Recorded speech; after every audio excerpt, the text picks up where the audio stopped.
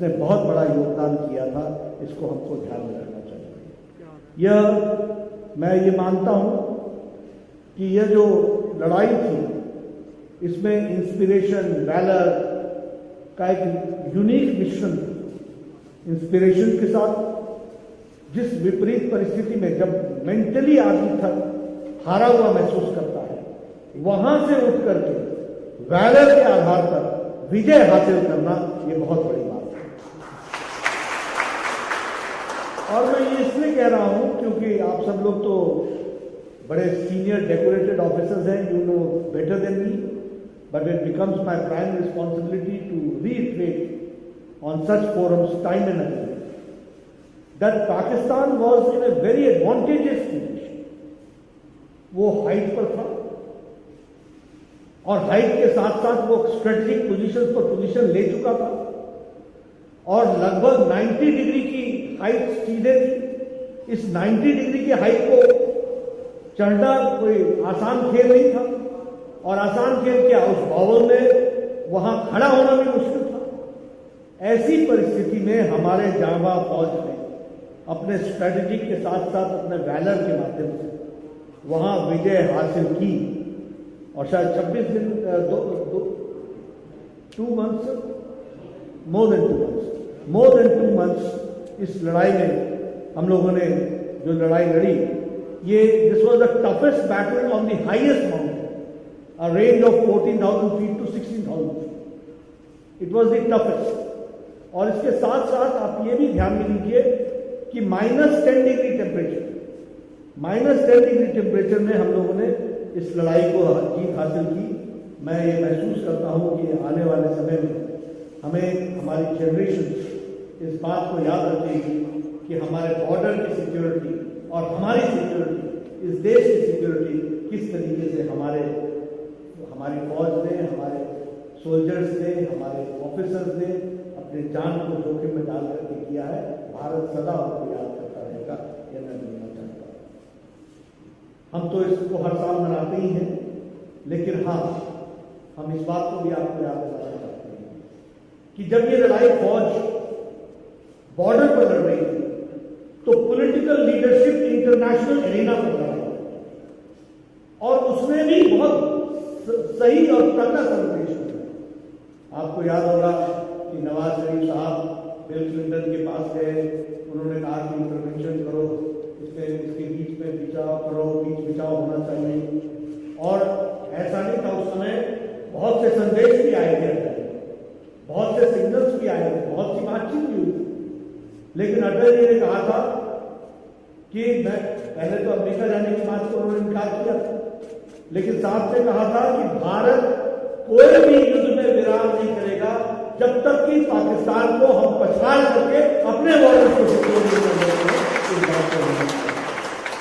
और आज मैं खुशी के साथ और गौरव के साथ ये कह सकता हूं कि प्रधानमंत्री मोदी जी ने उसी विचार को लेकर के आज दिन तक जीरो टॉलरेंस ऑफ इंट्रूजन, इसको मानते हुए आदरणीय मोदी जी ने भी इसको पूरा किया है और फौज के मोराल को बनाए रखा है हर दृष्टि से, हर कार्यक्रम के माध्यम से।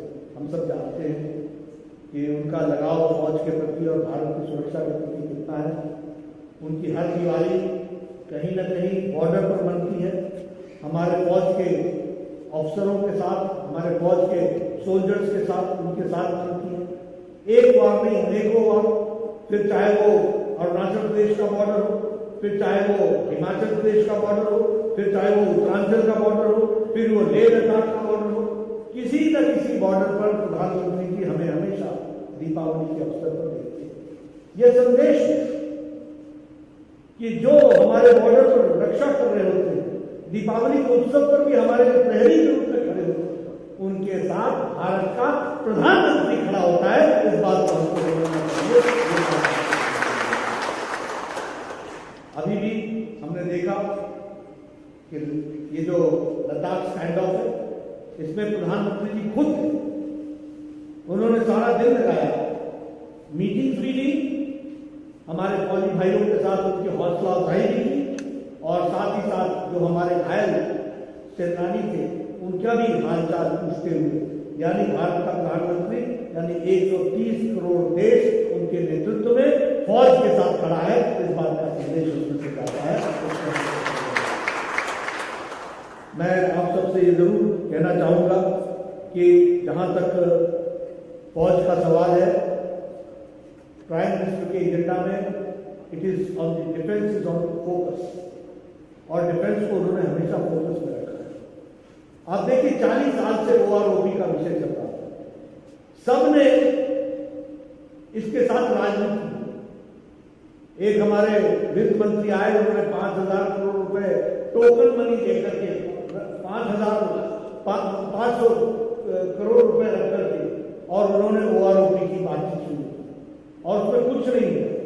लेकिन आप लोगों ने प्रधानमंत्री जी को 2014 में भरपूर समर्थन दिया, और हम ये गौरव के साथ कह सकते हैं कि OROP को पूरा का पूरा मानने का काम प्रधानमंत्री मोदी जी ने किया, और 30,000 करोड़ रुपए देकर सारे कोई भी केस वापस नहीं रहा, इस तरीके की व्यवस्था की। आपको पता है आज के दिन विजय कारगिल दिवस है, मैं कुछ कहना नहीं चाहता, लेकिन हाँ, एक हमारे भारत के डिफेंस मिनिस्टर हुए जिन्होंने पार्लियामेंट में कहा कि as far as infrastructure is concerned we are lagging behind. हमारे UPA की सरकार के दौरान एंटोनी साहब ने कहा we are lagging behind, and you see defence is not a situation where one day you can do everything, we should know the reality, और reality में हम पीछे हैं। और आपको मालूम है कि स्कैंडल्स पे स्कैंडल्स होते चले गए, परचेजेस नहीं हुई, न पॉलिटिकल विल था और न ही कोई वो एक्यूमेंट था कि उसको कर सके। लेकिन आज हम ये गौरव के साथ कह सकते हैं कि प्रधानमंत्री मोदी जी के आने के बाद 36 राफेल फाइटर्स आ गए, उनकी व्यवस्था हो गई, 28 अपैचे हेलीकॉप्टर्स आ गए, उसी तरीके से 15 चिनूक चॉपर्स आ गए, टेस्टिंग हो गई एंटी सैटेलाइट्स की, और इंडिजिनस बुलेट प्रूफ जैकेट अब भारत में पैदा हो रहे हैं और भारत एक्सपोर्ट कर रहा है। यह बदलती तस्वीर का नतीजा है। उसी तरीके से इनहैंस हमारे मार्टियर्स के वॉर्ड्स को स्कॉलरशिप किया गया, यानी हर तरीके से चिंता की गई कि फौज को फोकस में रख करके जो हमारे प्रहरी हैं, जो हम यहाँ पर आज स्वाधीनता में अपनी सांस ले रहे हैं और आजादी से जीवन बसर कर रहे हैं, इसका कारण है कि हमारी फौज जहां कोस्टल बेल्ट को पूरा का पूरा रक्षा कर रही है, वहीं ऊपरी भाग को भी और सारे तरफ से इसकी रक्षा कर रही है, बॉर्डर की रक्षा कर रही है, तभी यह संभव हो पाया है। यह हम आपके साथ शेयर करना चाहते हैं। इसी के साथ साथ मैं यह भी आपको बताना चाहता हूं कि UPA के टाइम में लगभग 72 प्रोजेक्ट्स बॉर्डर के लिए और किसी पर काम नहीं हुआ था। आज मैं बड़े गौरव के साथ कह सकता हूं कि all 72 projects are nearly completion, nearly completion. ये हमारे कई लोगों को, विरोधियों को डर, दूसरे देशों को चिंता क्यों होती? क्योंकि बॉर्डर रोड सारे कंप्लीट हो गए, सारे टनल्स बन गए, सारे ब्रिजेस बन गए। अब हम